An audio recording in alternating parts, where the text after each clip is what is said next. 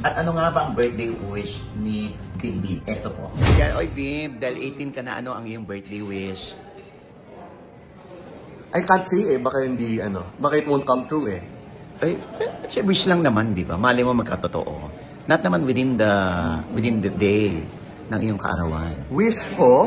Oo. I can't risk it baka hindi maging It might not come true Kasi it's very important Tito Ogie. I'm sure, very meron ka ring, ano yan, sa sarili mo, sa mami mo, o kanino man? Mama. Ayan.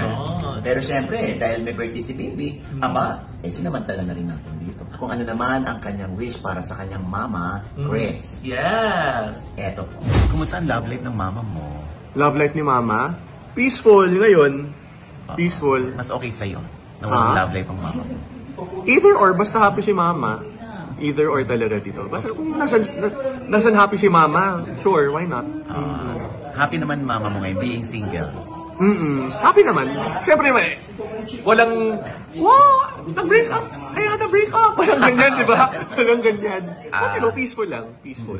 So may manliligawin ng mama mo? Ha? May manliligaw na? I don't know.